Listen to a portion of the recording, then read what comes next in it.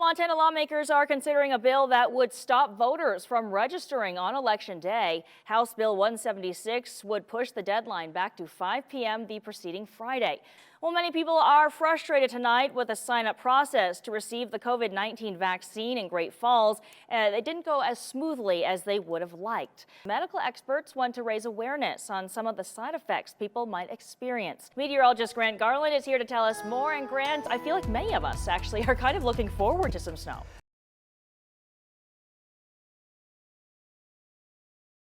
Asymptomatic individuals and those who appear to be healthy are still tested on a weekly basis. Residents will have to dig deeper into their pockets for a parking change. The organization is really in need of items for preteens and teens. They also gave the go-ahead to build a morgue onto the jail as COVID cases continue to rise. Toole County Forward is one of the first public-private partnerships in the state. Great Falls Police is also on scene, assisting crews as well, who are again still working on an active structure fire that is spreading through that sixplex. Some agencies are starting to clear out a little bit too.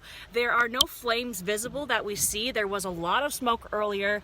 Thankfully, that has kind of blown away too. So they've just been mopping up ever since. This is a 6-apartment building. From what they tell us now, there are no injuries to report. If you are headed out, please be careful and avoid this area downtown. It's a little bit congested and the roads are a little icy.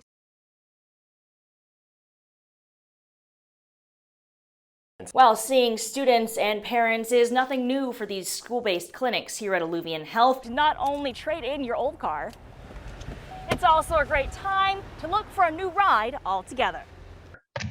They're constantly finding new ways to tap into their victims' locations so that they're always in control of their lives, flying under the radar of unsuspecting parents. Tuss says this simple act of providing lunch not only gives people a free meal, it also brings valuable dollars into the community.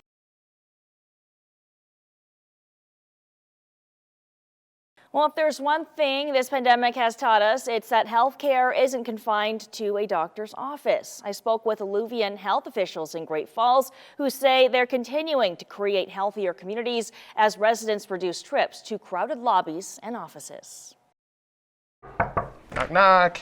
Come in. Health officers and school-based clinics have stayed busy as families continue to navigate through the coronavirus pandemic. The term school-based clinic is often misunderstood by the general public and as to really kind of what we offer.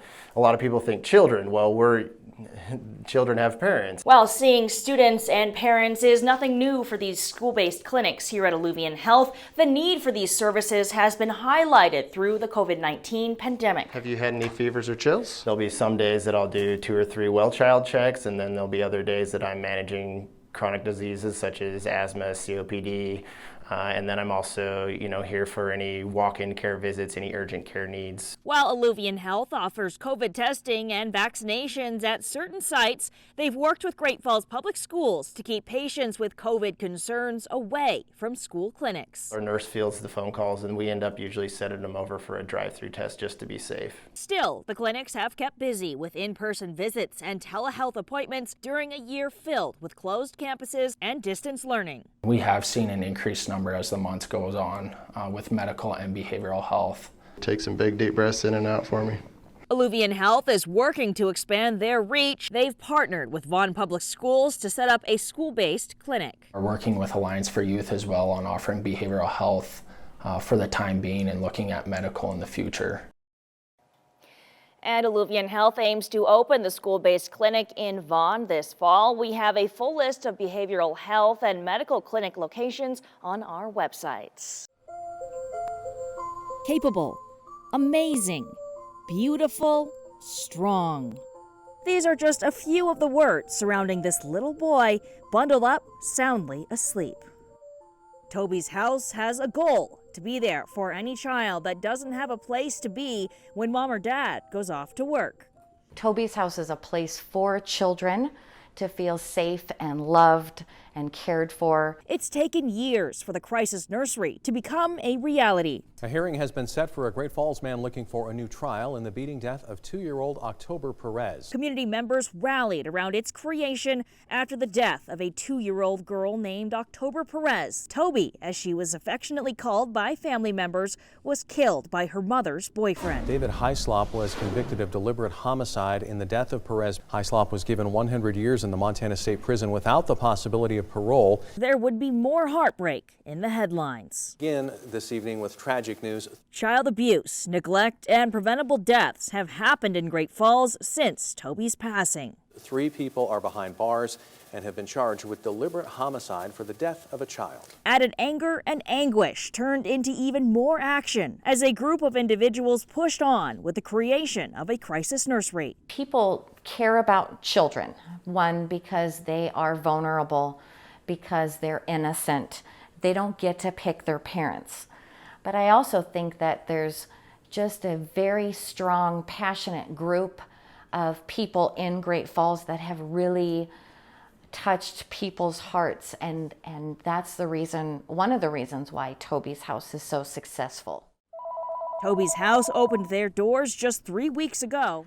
Toby's House Crisis Nursery, this is Susie. Since then, they've helped numerous parents and families with daycare needs and toiletries, all free of charge. We just have so much support in the community that it's just unbelievable. Zeke says she's had to balance family life and a career before and believes every parent should remember it's okay to ask for help. If you are healthy, you are able to have a healthy relationship and raise your children in a healthy manner. And we're here to help with that.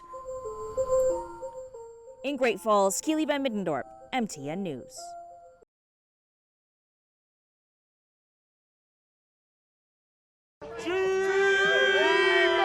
It's the weekend football fans look forward to every year. From the commercials. Did you steal my Cheetos? And the food to, of course, the game.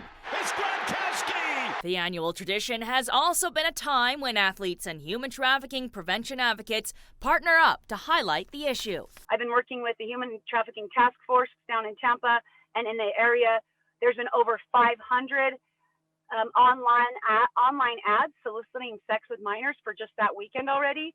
We've already found over 200 undercover brothels in the Tampa area and around. But sex trafficking isn't just a problem during the Super Bowl, and it's not just in large cities or prevalent in a single state. When there's a huge party scene happening, you can guarantee that sex with minors is happening as well. Data shows a growing number of kids and teens in all 50 states are being trafficked without ever leaving their bedroom. The on-demand live streaming sex trafficking is on the rise, and that's what we're looking at here right now with this time of COVID. Prevention advocates say as students spend more time online due to the pandemic, digital traffickers around the world are actively recruiting them for revenue on popular platforms. 13 and 14 years old, accessing Tinder and these online dating sites, and perpetrators are waiting there for them, literally waiting there for them. A 2020 DHS report states emergency trafficking cases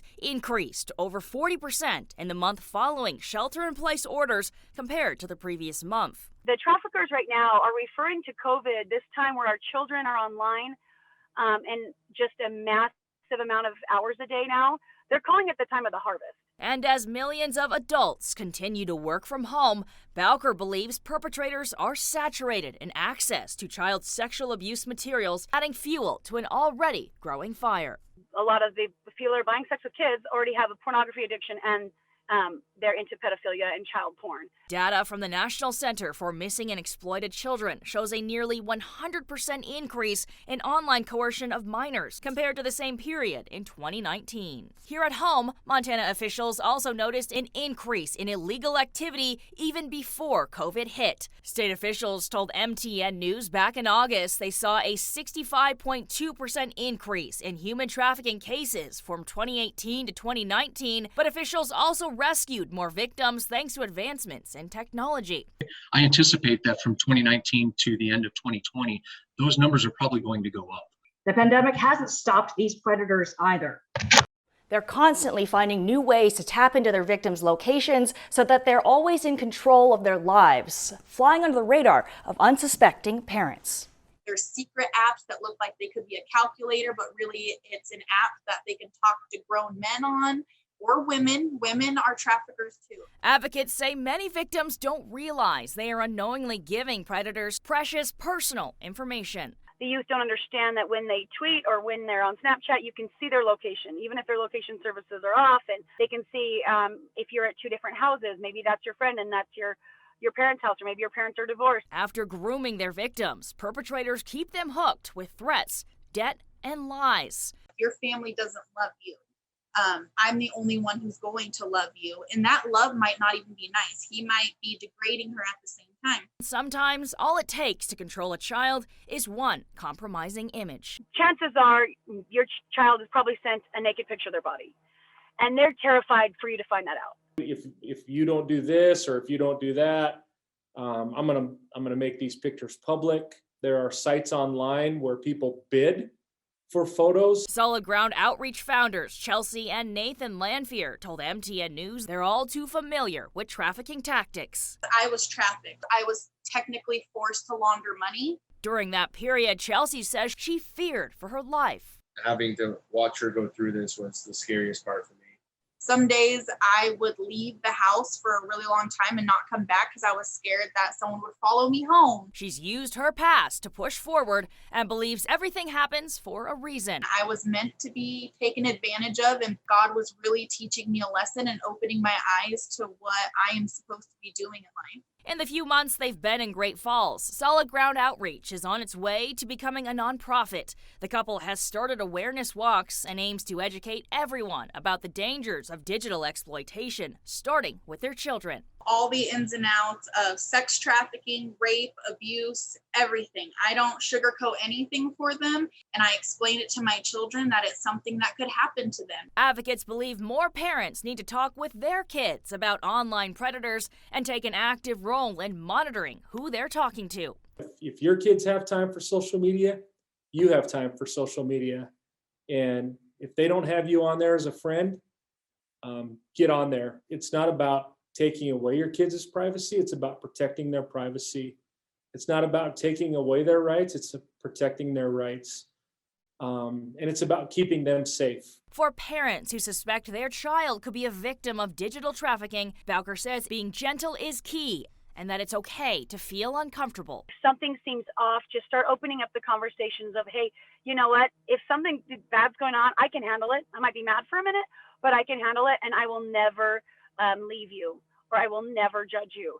And our children need to understand that we can handle it. A father of 3 daughters, Lowell has fought for an end to human trafficking around the U.S. for over a decade. He says the Lifeguard Group in Missoula just received the keys to their latest project, a safe house to help even more rescued victims regain strength and, when they're ready, restart their lives. It's been a dream of ours for a very long time. And so we acquired that property, and now the work starts. While potential for exploitation and trafficking will only increase, advocates challenge communities to rise up and react. They're out there on the internet without anybody looking out for their back, and we've got to start doing it. That's our duty. That's our job. If you see something fishy going on, if you see something, say something. No call is a wrong call, and you can look at that at both ways. Reporting in Great Falls, Keeley Van Middendorp, MTN News.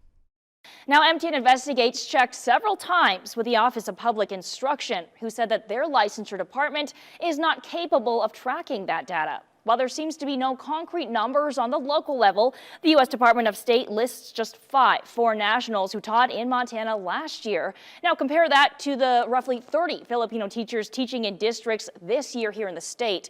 That estimate given to MTN by officials with Montana's largest union. Now, while some think what looks like an influx of foreign educators is a good thing, others aren't so sure. I dug deeper into the issue. There are some people here who actually gave me transportation money just to go back in the Philippines to see my wife when when she was alive. Meet Benedicto Pastrana, or Mr. Ben as he's been referred to over the past 4 years by the community he's come to call home. What I felt is I lost my wife, but I have another family here in Shelby. But that district isn't alone in seeing new faces move into their communities to fill teaching vacancies. Have a good day, Father. Thank you, you too. Love you with love. Love you too. Both Shelby and Rocky Boy districts have made the list for critical educator shortages over the years. Hard to find teachers. Not only we're a reservation community, a Native American school, but we're rural. We're isolated. District officials say these Filipino teachers have brought a flood of relief to hiring droughts depleting rural communities of local teachers, and educators like Mr. Ben now consider the High Line their second home. They're lovable and something like you can be fond of them, working with them. But not everyone is feeling the love. It seemed combative. An email sent in 2017 highlighted concerns from the state union's top official after a Filipino teacher opted out of paying dues to support her family still living overseas. It wasn't just, oh, I'm sorry to hear that you're leaving, it was more of, you have Filipino teachers? How many? Why do we have them? Are they licensed? MTN Investigates found all 4 Filipino teachers did have their proper licenses and certifications to teach in the district that year. We then followed up with MFPE President Eric Fever, who said the union fights for teacher benefits across the board. And I was very sorry to see them go, because we're representing them regardless of the fact they're from the Philippines. He'd like to see this as a pathway to citizenship as it stands now, but says the J1 program only hurts recruitment and retention efforts, which hinge directly on the union's fight for better teacher pay and benefits. That's a very different thing than to talk about a temporary workforce from someplace else that will work for a different wage scale than maybe the folks that we want to keep there forever. Shelby officials say they would love to hire teachers who stay for decades, but that's not the reality they're facing right now. The fact of the matter is, I hire a lot of Montana teachers, and they work for 2 or 3 years for me, and then they leave. Fever says it's up to the state to provide more resources to recruit and retain local educators. It costs to employ teachers in Sunburst. Turner has 3 Filipino teachers. There are 10 teachers in Turner. Or in some cases, the districts themselves to figure out a better way. Maybe Turner just needs to figure out how to pay teachers better. We are doing everything that we can with the limitations placed upon us to provide the best possible education for our students that we can. And this would become very good. When it comes to all Montana students, Fever says a push for diversity from within state borders is needed over help from outside the U.S. We need more Native American faces in front of students in our classrooms. Well, we're not doing that with Filipinos. We're not doing it with folks who look like me either. Rocky Boy is also hoping to employ more Native American educators after a new program down the road aims to graduate more teachers from tribal backgrounds. They'll have 6 graduates this summer, so we've actually got an open pipeline now. In the meantime, the district has found at least one long-term solution. So I am now a very happy green card holder. I love my new family here. Like, I love my children, my students. I love our staff. And I feel that, they love me back too. Well, teachers like Mr. Ben cherish the time left in Shelby before heading back home. It's a mixed emotions. Something like I'm sad because I'll be leaving this kind of community. But I'm also excited because my country is maybe waiting for me.